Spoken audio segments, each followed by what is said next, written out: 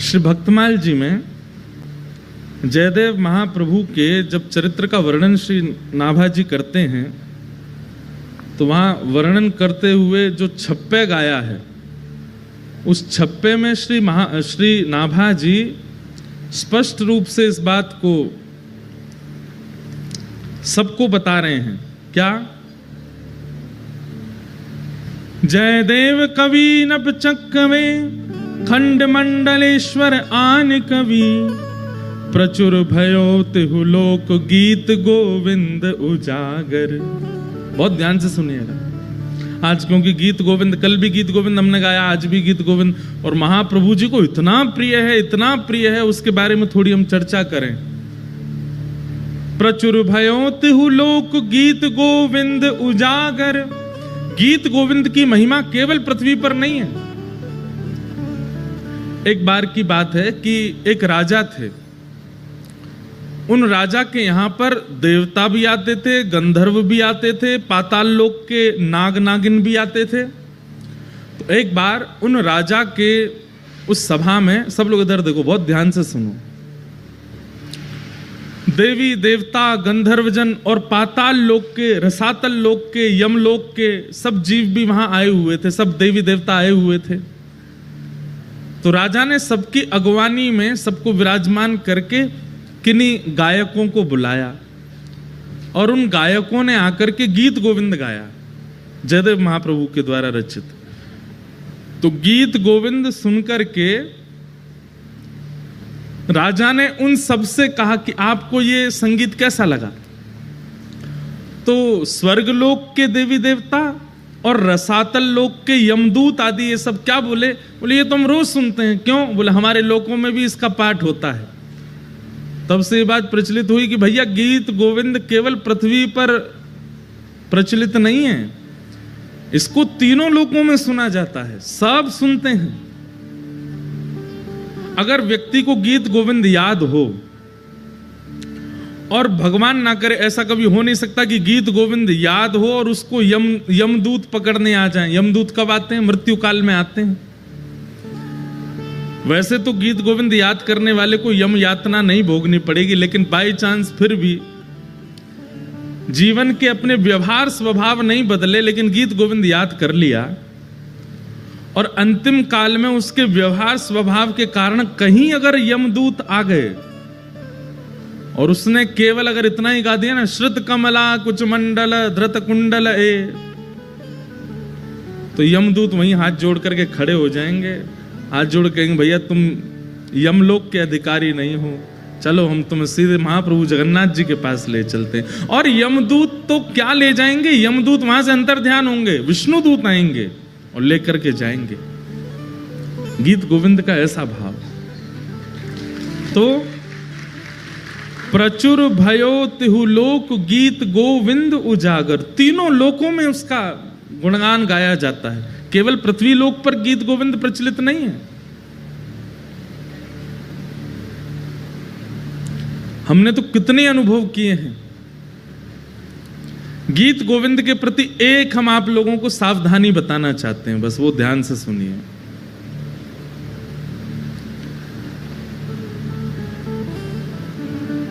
वैसे तो ये सावधानी रखने वाली बात भी है, लेकिन कई लोग टेस्ट लेने के लिए इसको कर भी सकते हैं कि प्रयास करें कि गीत गोविंद जब गाया जाए और गीत गोविंद का जब पाठ किया जाए तो उस समय स्थान, मौसम और लोगों को देख लिया जाए। अगर स्थान उचित नहीं है, ये विचार कर लेना चाहिए कि महाप्रभु अगर जगन्नाथ जी यहां आए तो उनके योग्य व्यवस्था है कि नहीं। मौसम, कड़कती धूप पड़ रही है, भयंकर गर्मी, पसीना निकल रहे हैं महाराज, उस समय गीत गोविंद मत गाइए। और सामने बैठे हुए लोग अगर वो अधिकारी नहीं हैं, वो दूषित खाते हैं, दूषित पीते हैं, या किसी ऐसी सभा में है जहां विवाह का फंक्शन हो रहा है, किसी के ब्याह का क्रम चल रहा है, किसी का कुछ ऐसा चल रहा है जहां लोग खा भी रहे हैं, डोल रहे हैं, ऐसी जगह गीत गोविंद नहीं गाना। अधिकार का विचार करके गीत गोविंद का प्रस्तुतिकरण और गायन करना। अब ये भागवत की कथा है, यहां सब योग्य बैठे हैं, महाप्रभु जी विराजमान है, भागवत जी विराजमान है, इतने सारे वैष्णव विराजमान, यहां गीत गोविंद गाएं, ठाकुर जी आएंगे विराजेंगे, क्योंकि अष्टपदी अभ्यास करे तही बुद्धि बढ़ावे, और श्री राधा रमण प्रसन्न सुनन निश्चित तह आवे। श्री नाभाजी कह रहे हैं, जगन्नाथ महाप्रभु तो राधा रमण जी जगन्नाथ जी में कोई अंतर नहीं है, लेकिन यहां पर जो शब्द कहा गया है वो सुनिए, श्री राधा रमण प्रसन्न सुनन निश्चित तह आवे। निश्चित शब्द लगा करके श्री नाभाजी ने इस बात को प्रमाणित कर दिया कि गीत गोविंद अष्टपदी का एक अक्षर भी जब प्रारंभ होता है, ठाकुर जी उसी समय आ जाते, आकर के बैठ जाते और पूरा सुनते। तो इसमें विचार ये रखना चाहिए कि अष्टपदी कहीं भी ना गाई जाए,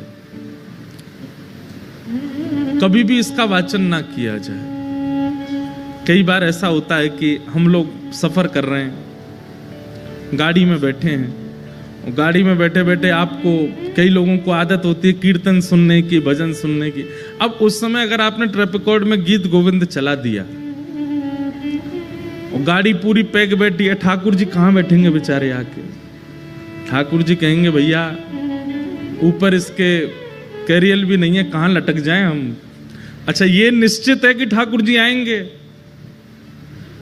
तो ठाकुर जी को श्रम होता है, बेचारे लटकते हुए सुनते हैं, लेकिन सुनते जरूर हैं।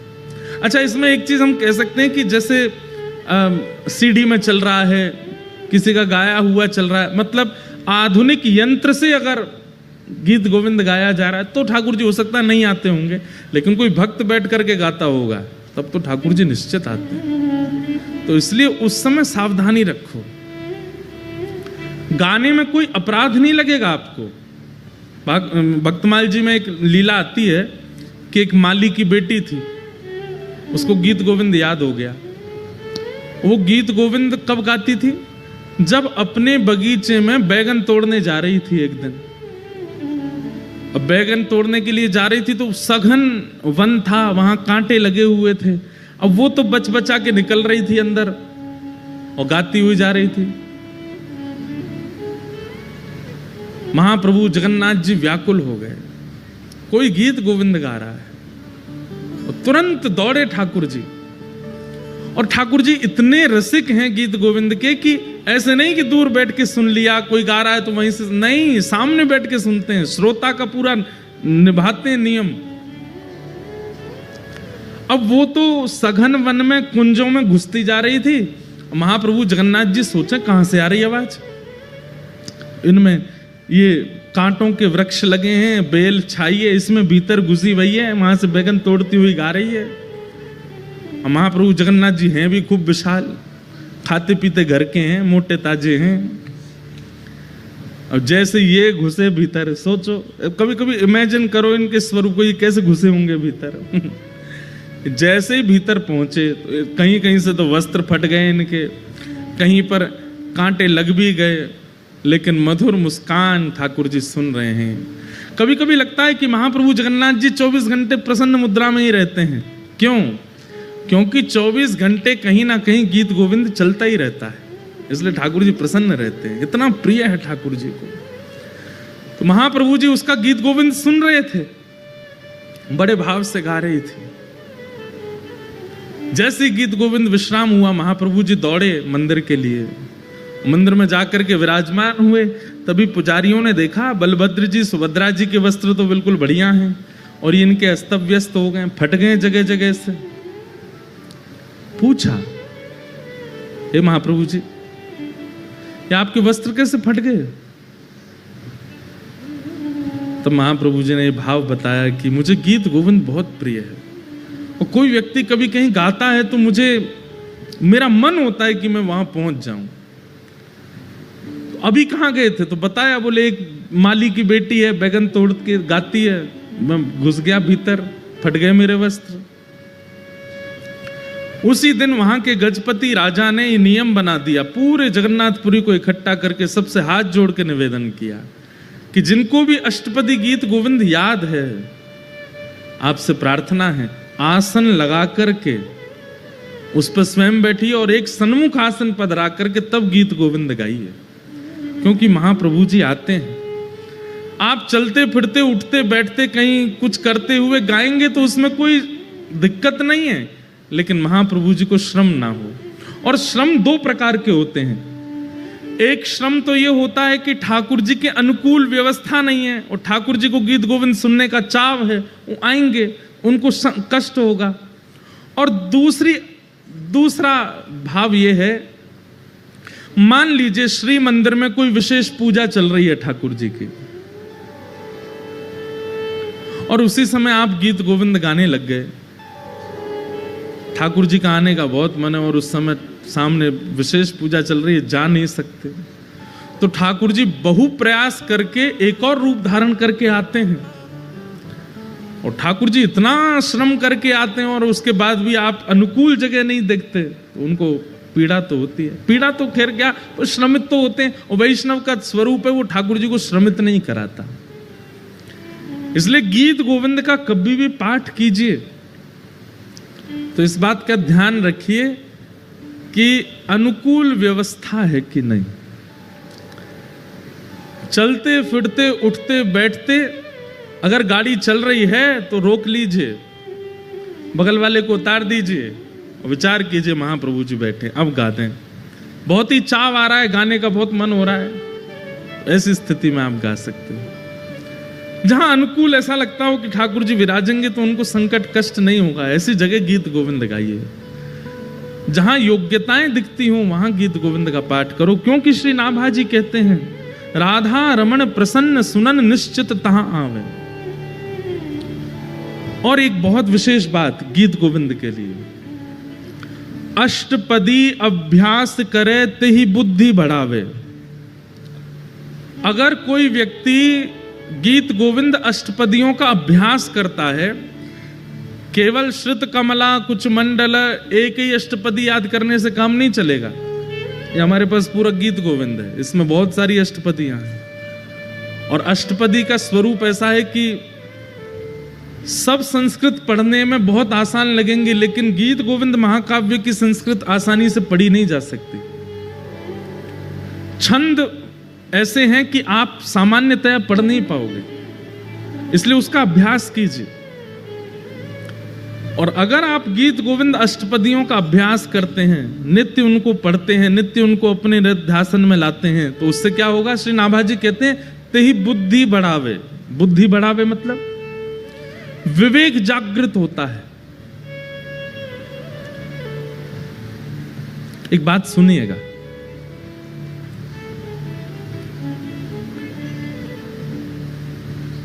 तीन प्रकार के दुख होते हैं जीवन में, बहुत ध्यान से सुनिए। तीन प्रकार के दुख होते हैं, कर्म, काल और स्वभाव। सबसे पहले दुख का कारण क्या है? हमारा कर्म। हम जैसा करते हैं हमको भोगना पड़ता है, चाहे कितना भी बड़ा व्यक्ति हो, अगर उसने गलत किया है उसको भोगना पड़ेगा। हां, ऐसा होता है कि आपने अगर गलती की और बाद में आपको उसका आभास हो गया कि मैंने गलत किया, और उसका अगर आपने प्रायश्चित किया तो गलती से मिलने वाला जो आपको दंड है वो 40% कट जाएगा, 60% तो फिर भी भोगना पड़ेगा। नाम जप से 30% और घट जाएगा, 30% तो भोगना पड़ेगा। और फिर जीवन के स्वभाव व्यवहारों को सुधारने से 20% और घट जाएगा, 10% फिर भी भोगना पड़ेगा। और 10% जब बच जाए तो अगर वैष्णव बुद्धि होगी आप उसको स्वीकार करके भोग लोगे, आप उससे भागोगे नहीं। मेरा कर्म है, अब आ रहा है तो आने दो, 10% तो भोग ही लोगे। तो पहले दुख का कारण कर्म, दूसरे दुख का कारण है काल, समय। सब लोग इधर देखिए, ध्यान से सुनो। और जब काल दुख रूप धारण करता है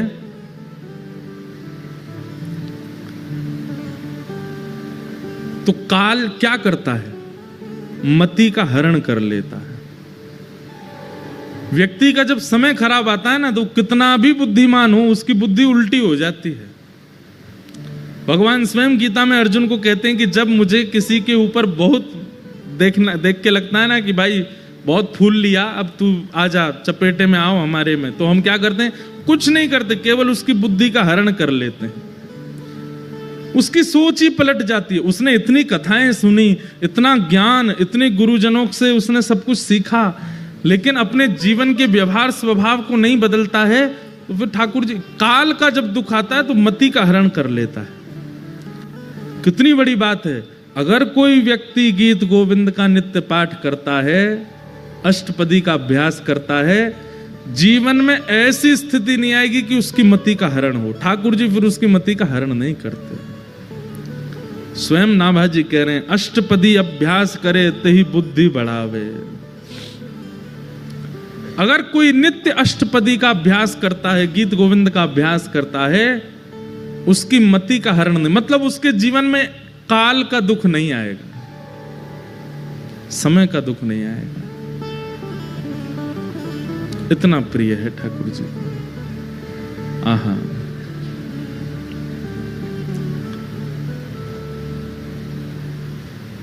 अरे और कहां तक कहें।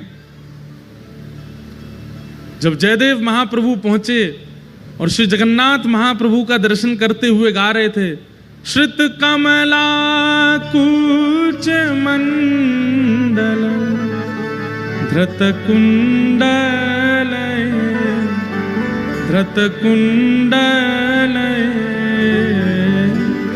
कलित ललित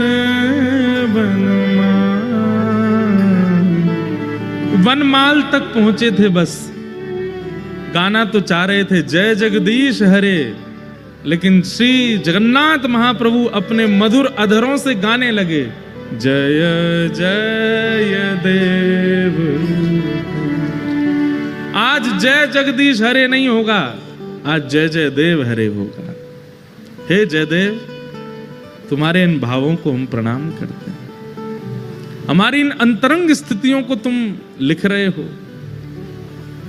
हम वंदन करते हैं। श्री जयदेव महाप्रभु वो पहले ब्याह नहीं कर रहे थे। इधर देखो, ध्यान से सुनो। सबको आवाज आ रही है हमारी? किसी को नहीं आ रही हो तो हाथ ऊपर करो। सबको आ रही है ना? हाँ, तो ध्यान से सुनो। जयदेव महाप्रभु पहले ब्याह नहीं कर रहे थे, और ये निश्चित होता है कि जिसके अंदर भक्ति मात्रा में आ जाती है वो ब्याह से भागता है। वो संसार के विषयों से कहीं ना कहीं स्वयं को बचाता है। तो जयदेव महाप्रभु, आपके माता पिता जो थे वो बाल्यकाल में ही चले गए थे। वो बचपन से ही आप जगन्नाथ महाप्रभु को ही अपने माता पिता मानते थे। जब जगन्नाथ भगवान का इन्होंने दर्शन किया, तो दर्शन करने के बाद में इनके मन में भाव आया कि मैं एक नियम धारण कर लेता हूं। क्या?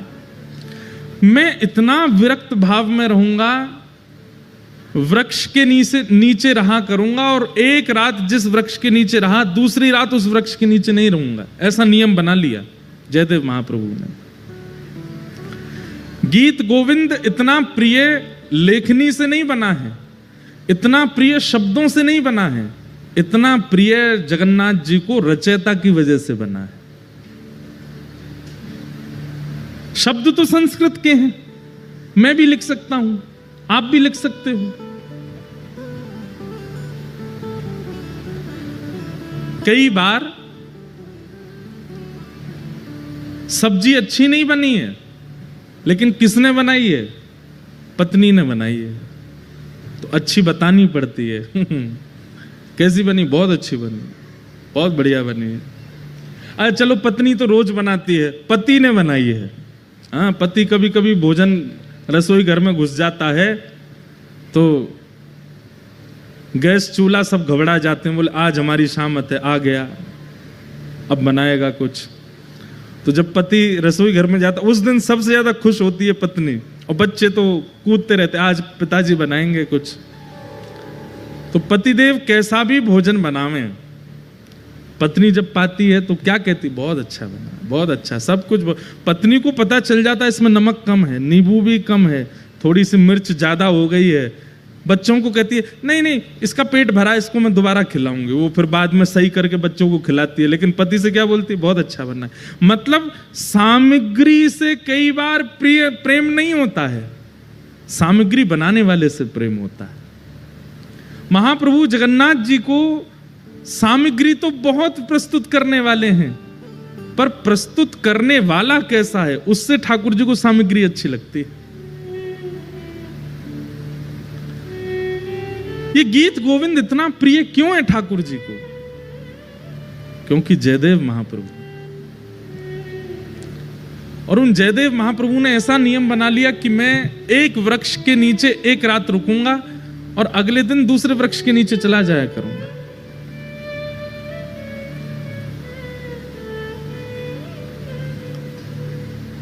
महाप्रभु जगन्नाथ जी को बड़ी चिंता रहती है जयदेव जी की। उनको लगा कि बताओ मेरा इतना प्रिय जयदेव, उसकी रचना मुझे इतनी प्रिय कि ठाकुर जी आज भी गीत गोविंद ओढ़ के सोते हैं, हृदय से लगा के सोते हैं। अरे भाई कोई प्रेम का निर्वहन 10 साल कर ले, 20 साल कर ले, 50 साल कर ले, 60 साल कर ले, श्री जगन्नाथ महाप्रभु 1000 साल से अपने प्रेम का निर्वहन कर रहे हैं। एक भी रात पिछले 1000 सालों में ऐसी नहीं गई है जिसमें महाप्रभु जगन्नाथ जी गीत गोविंद को लपेट करके ना सोए हों। हर रात गीत गोविंद को अपने हृदय से लगा के सोते हैं।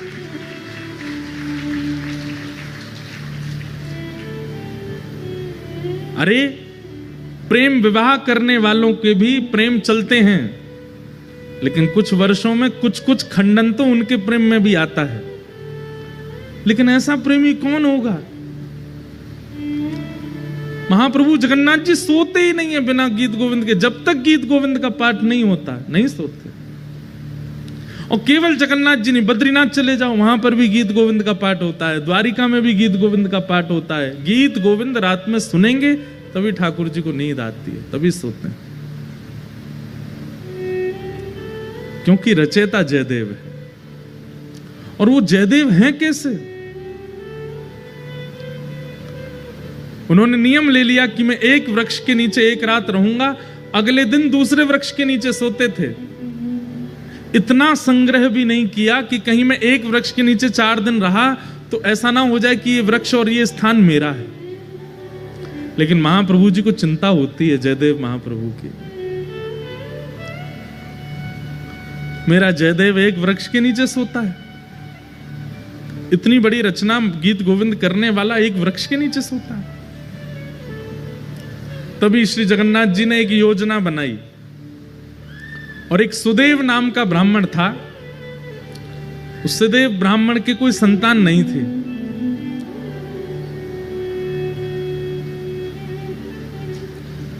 सब लोग बहुत ध्यान से सुनो, बहुत अच्छी कथा है। ठाकुर जी पहले ही योजना बना लेते हैं। तो सुदेव ब्राह्मण के पहले कोई संतान नहीं थी, तो सुदेव ब्राह्मण ने जगन्नाथ महाप्रभु से कहा कि भगवान एक संतान का सुख मुझे दीजिए, मैं वचन देता हूं उसकी बाल्यावस्था पूरी हो जाने के बाद जैसे ही वो बालक कुमार अवस्था का होगा मैं आपके चरणों में निवेदित कर दूंगा, वो बालक आपका हो जाएगा। फिर ये मेरा वचन है आपको। तो जैसे ही भगवान ने देखा कि भाई ये जयदेव महाप्रभु एक ही वृक्ष के नीचे रहते हैं, तभी ठाकुर जी ने विचार किया कि हम कैसे इनके इस वृक्ष के नीचे रहने वाले सिस्टम को दूर करवाएं। तभी ठाकुर जी को याद आया कि एक सुदेव ब्राह्मण था, उसने इतने वर्ष पहले हमसे कहा था कि एक संतान हो जाए तो वो हमें अर्पित करेगा। और ठाकुर जी की कृपा से उस सुदेव ब्राह्मण के यहाँ एक पुत्री ने जन्म लिया। महाप्रभु जी ने विचार किया कि उसकी पुत्री अब विवाह के योग्य हो गई है। महाप्रभु जी ने उसको स्वप्न दिया सुदेव ब्राह्मण को, और स्वप्न में जाकर के उसको याद दिलाया कि तुमने हमसे कहा था एक संतान होगी तो तुम हमको अर्पित करोगे, तुम्हारी बेटी हुई, अब भूल गए अपना वचन। अगले दिन ही सुदेव अपनी बेटी लेकर के महाप्रभु जगन्नाथ जी के सामने गया। जय जय, मेरी धृष्टता क्षमा, मैं भूल गया था कि पुत्री आपको अर्पित करनी, मेरी पुत्री आप इसको स्वीकार करो। जैसे ही उसने प्रणाम किया, महाप्रभु जगन्नाथ जी उसके अंतस्थ में आ गए और बोलने लगे। बोले अब ये हमारी हो गई तो हम जहां जाएंगे वहां इसको लेके जाओ, हम जहां चाहेंगे वहां इसको दे आओ। बोले आज्ञा करो। बोले एक वन में एक जयदेव महाप्रभु हैं, गीत गोविंद की रचना जिन्होंने की, उनसे जाकर के अपनी बेटी का ब्याह कर दो। पद्मावती नाम था उनका। तो सुदेव ब्राह्मण बोला, भगवान वन में रहते हैं, बेटी। बोले अब ये तुम्हारी बेटी नहीं तो तुम चिंता क्यों कर रहे हो? तुम्हारी बेटी होती तुम चिंता करते ना कि जमाई हमारा कैसा, घर है कि नहीं है, परिवार है कि नहीं, संपत्ति। अब तो ये हमारी हो गई, तो अब इसके पिता हम हैं, हम इसके लिए योग्य वर ढूंढ चुके हैं, उससे जाके ब्याह करो इसका।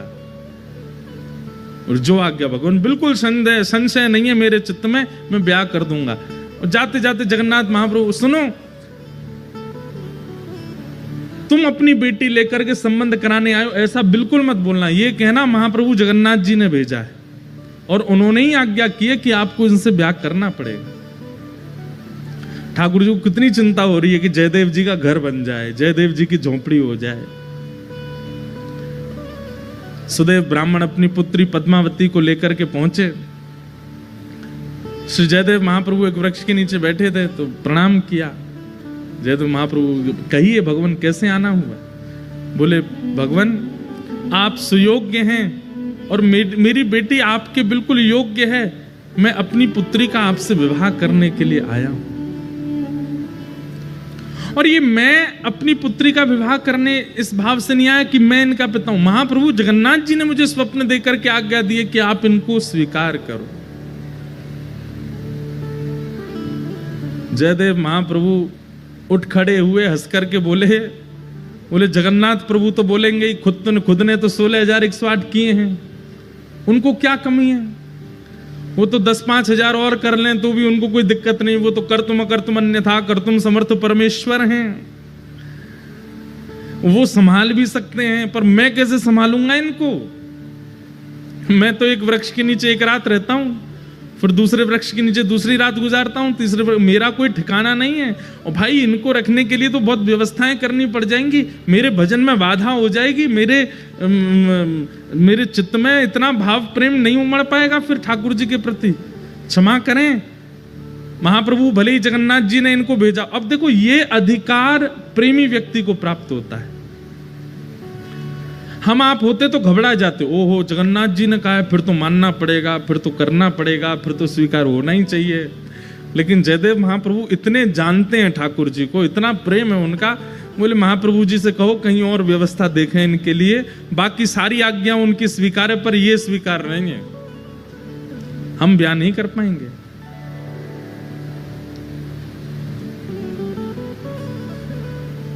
और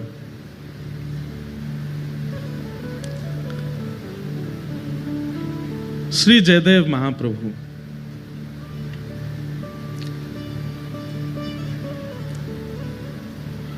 मना कर देते हैं, नहीं करेंगे। अरे आप कैसे व्यक्ति हैं, महाप्रभु जी की आज्ञा नहीं मान रहे हो, जगन्नाथ जी की आज्ञा नहीं मान रहे हो? बोले हमें स्वीकार है, हम बिना आज्ञा के ही रह लेंगे, लेकिन ये नहीं करेंगे। तो एक बार को तो सुदेव ब्राह्मण को क्रोध आ गया। बोले भगवान की आज्ञा ना मानने वाले को हम कैसे दे सकते हैं? चल बेटी, अपनी पुत्री को उठाने लगे तो पुत्री बैठ गई। बोले नहीं, महाप्रभु जी ने आज्ञा की है कि तुम इनकी हो, मैं तो इनको सर्वस्व दे चुकी हूं, मैं तो इनको अपना मान चुकी हूं, ये भले ही मुझे स्वीकार ना करें। पिताजी अब आपका कर्तव्य नहीं है, मेरे परम पिता जगन्नाथ जी ने मुझे इनको सौंपा है, अब मैं इन्हीं की हूं, चाहे मुझे स्वीकार करें चाहे नहीं करें। जयदेव महाप्रभु बोले वाह, ऐसा समर्पण तो हमने नहीं देखा भैया। अरे तुम्हारे पिता कह रहे हैं चलो तुम, बोले नहीं महाप्रभु जी ने आपको अर्पित किया, अब तो मैं आपकी। जयदेव महाप्रभु बोले छोड़ जाओ इनको, 2-3 दिन हमारी दिनचर्या देखेंगे, खुद ही भाग जाएंगी ये। लेकिन पद्मावती का ऐसा त्याग, जयदेव महाप्रभु अगर उस वृक्ष के नीचे बैठे हैं तो उनके सन्मुख वाले वृक्ष पर बैठ जाती और उनको अपलक नेत्रों से देखती। जैसी दिनचर्या, अब भाई वन में रहते हैं, वन में सांप भी है, बिच्छू भी है, कातर भी हैं, ना जाने कितने सारे जीव आ जाते हैं। लेकिन सब स्थितियों में बिल्कुल अनुकूल रह करके अपने श्री जयदेव जी को देखती रहती। 3 दिन बाद जब वो नहीं जा रही, अब देखो कितनी अच्छी बात है, 3 दिन बाद जब वो पद्मावती वापस लौट करके नहीं गई तो श्री जयदेव महाप्रभु ने मन में विचार किया कि ये इसकी जिद नहीं है, ये श्री जगन्नाथ प्रभु अपना अधिकार दिखा रहे हैं मुझको कि देखो मेरा तुम पर कितना अधिकार है, मैं जिससे चाहूंगा तुमको उससे ब्याह करना ही पड़ेगा। और ये बात सोच करके श्री जयदेव महाप्रभु रोने लगे कि ठाकुर जी मुझ पर कितना अधिकार मानते हैं कि मेरे 5 बार मना करने पर भी ये कन्या अपनी स्थान से हिल नहीं रही। इसकी सामर्थ्य नहीं है कि ये वन में रह सके, इसकी सामर्थ्य नहीं है वृक्ष के नीचे रह सके, इसने कहां तपस्या देखी है, लेकिन इसको ये सामर्थ्य कौन प्रदान कर रहा है? महाप्रभु जी। जयदेव महाप्रभु ने जब इसको अधिकार माना कि ये जगन्नाथ जी का अधिकार है मेरे ऊपर, और अधिकार मान करके पद्मावती से कहा मैं तुम्हारा वर्ण करूंगा, चलो। और तब पद्मावती से ब्याह किया, और ब्याह करने के बाद कहा देवी अब तुम तो ऐसे वृक्ष के नीचे रहती अच्छी नहीं लगती, चलो। और फिर बंगाल का जन्म था महाप्रभु जी का। अब पता नहीं, अब ऐसा भी कहते हैं कि वो स्थान उड़ीसा में ही आता है, कई कहते हैं पहले बंगाल में था अब उड़ीसा में, ऐसा कुछ है। केलुबिंद नाम का एक स्थान है, और वहाँ अपनी पत्नी के साथ गए और गांव के बाहर ही एक झोंपड़ी बना करके अपनी पत्नी के साथ जयदेव महाप्रभु रहते थे। अब ठाकुर श्री जगन्नाथ जी को शांति पड़ी कि हाँ अब ठीक है, झोंपड़ी में रहता है, अब कम से कम धूप, वर्षा, सर्दी, गर्मी, जीव जंतुओं से सुरक्षित तो है, कोई दिक्कत नहीं। महाप्रभु जी ने, जयदेव महाप्रभु महाकाव्य गीत गोविंद की रचना की।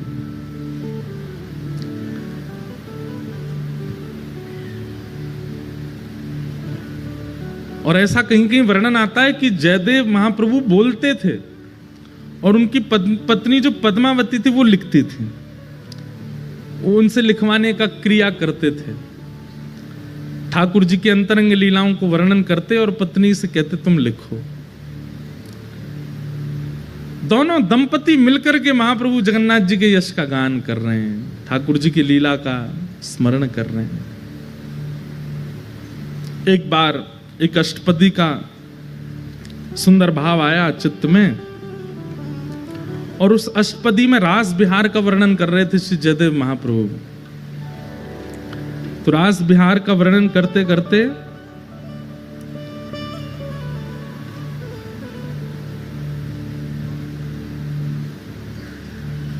वदसि यदि किंचिदपि दंतरुचि कौमुदी हरति दरति मिरत मति घोरम।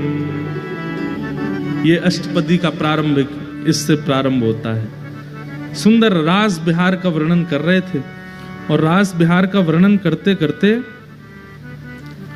उनके मन में एक सुंदर भाव आया। क्या? भण मृषण वाणी करवाणी चरणद्वयम सरसल सलद तत्कसुरागम स्मर गरल खंडनम मम शिरसि मंडनम देहि पद पल्लव मुदारम। अब इस भाव में ऐसा वर्णन है कि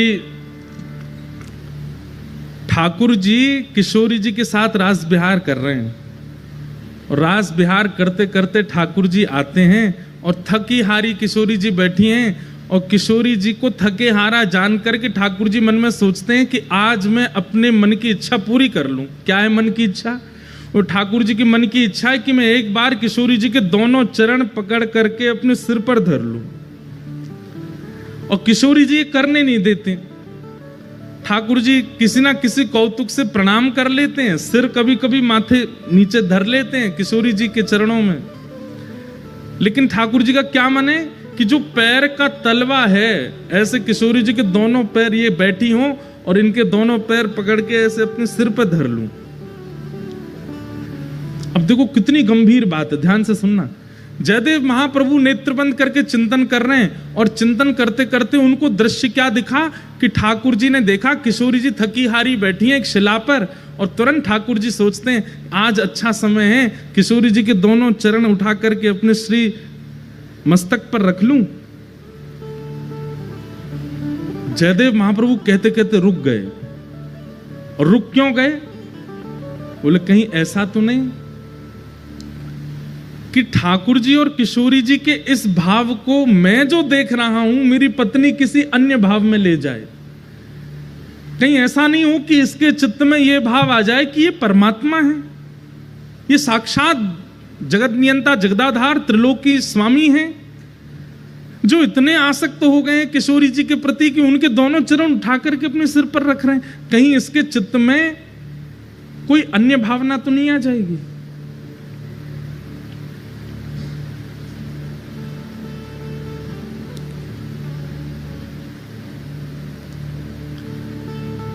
बोलते बोलते जयदेव महाप्रभु रुक गए और तुरंत मन में विचार किया कि मैं अपना नित्य क्रम करे आता हूं और इसको मैं थोड़ा परिवर्तित करके बोलूंगा, ऐसा कोई भावना आवे जिससे इसके चित्त में कोई दुर्भाव प्रकट हो जाए।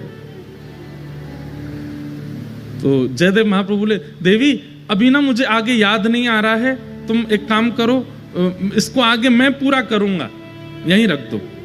और कलम और गीत गोविंद की पुस्तिका वहीं रख करके जयदेव महाप्रभु बोले, तुम भोजन प्रसाद तैयार करो, मैं गंगा स्नान करके आता हूं और स्नान करके आके फिर प्रसाद पाके फिर लिखूंगा। ठीक है। अब वो चली गई प्रसाद बनाने, जयदेव महाप्रभु चले गए गंगा स्नान करने। इतने में ठाकुर जी ने मन में विचार किया कि इस भाव को लिखने में इनको संकोच क्यों हो रहा है। अरे किशोरी जी के चरण मुझको सिर पे धारण करने में कोई दिक्कत नहीं है, ये जयदेव महाप्रभु संकोच क्यों कर रहे हैं इस भाव को वर्णन करने में। और बोले ये स्नान करके आएंगे, इसको परिवर्तित करके कुछ और लिख देंगे, और लेकिन मैं चाहता हूं कि यही लिखा जाए। तभी जयदेव महाप्रभु का रूप धारण करके स्वयं श्री जगन्नाथ जी आ गए। और जयदेव महाप्रभु के रूप में जैसे आए, पत्नी बोली बड़ी जल्दी स्नान कर आए। हाँ देवी, वो मुझे पंक्ति याद आ गई थी, आगे जो लिखनी है, लाओ कलम दो, मैं लिख देता हूं। और तुम भोजन बन गया? बोले हाँ तैयार है। बोले लगाओ थाली, मैं भी पंक्ति लिख देता हूं।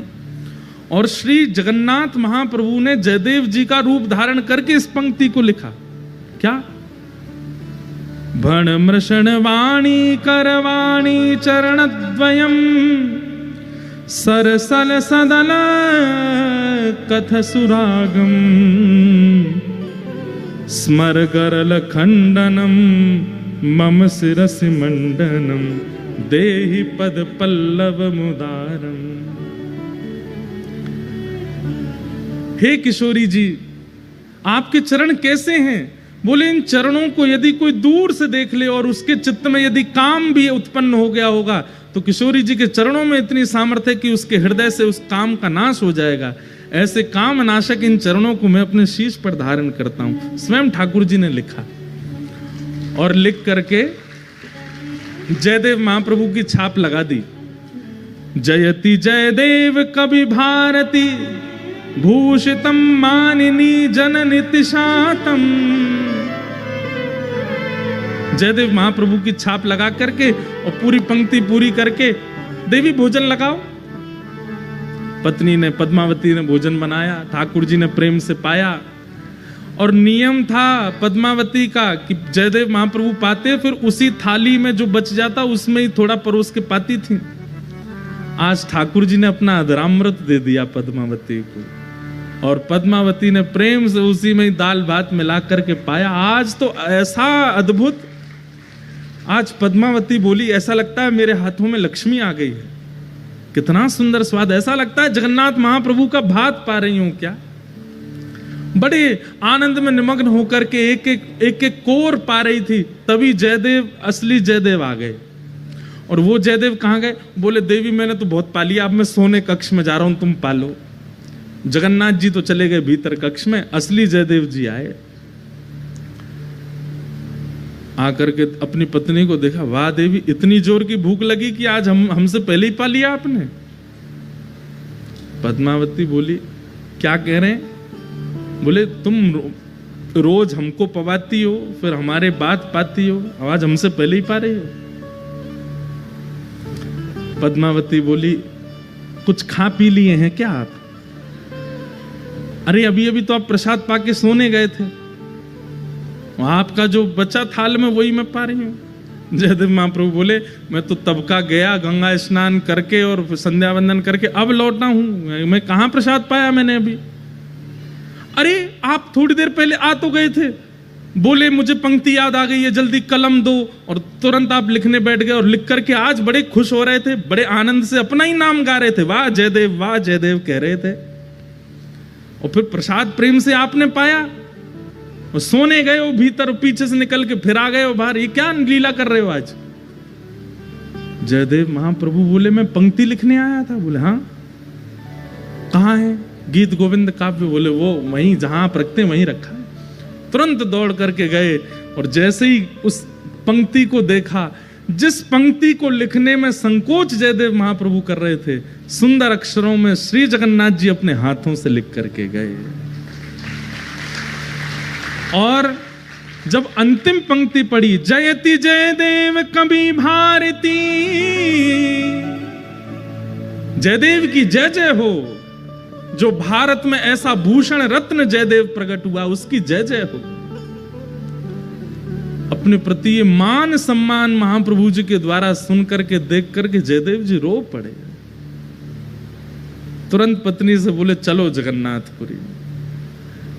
महाप्रभु जी के सन्मुख आकर के इतना रोए, नाथ आप कितना स्नेह देते हैं, कितना प्रेम करते हैं, सर्व भावों से आपने मुझे युक्त कर दिया है। मैंने क्या दिया आपको? केवल शब्द ही तो प्रकट कर रहा हूं, इससे अधिक तो मैं कुछ करता नहीं आपके लिए। ना कभी कोई रत्न चढ़ाए हो, ना कभी कोई भेष चढ़ाया हो, ना कभी महाप्रसाद लगाया हो, ना कभी 56 भोग का कोई मनोरथ जगन्नाथपुरी में कोई विशेष उत्सव किया हो, कुछ नहीं। दूर बैठा बैठा केवल शब्द प्रस्तुत करता हूं और आप इतने प्रसन्न हो जाते हैं। जयदेव महाप्रभु को देख करके जगन्नाथ जी कहते हैं, ये सबसे प्रिय भोग है मेरा, जब कोई भक्त अपने शब्द प्रकट करता है, ये मुझे सबसे ज्यादा प्रिय लगता है। इसलिए भैया, ये गीत गोविंद महाकाव्य, इसको सामान्य स्तुति मत समझिएगा। ना तो शरीर के रोग दूर होंगे, ना घर परिवार के कलेश दूर होंगे। गीत गोविंद कोई हनुमान चालीसा की तरह पाठ नहीं करना, भूत पिशाच निकट नहीं आवे, महावीर जब नाम सुनावे। गीत गोविंद तो प्रेम लक्षणा भक्ति प्रदान करता है। ऐसे गीत गोविंद को हम बारंबार प्रणाम करते हैं और जयदेव महाप्रभु के प्यारे श्री जगन्नाथ जी को बारंबार वंदन करते हैं कि आप इतने कृपालु हैं कि इतनी सहज अक्षरों पर आप प्रसन्न हो जाते हैं।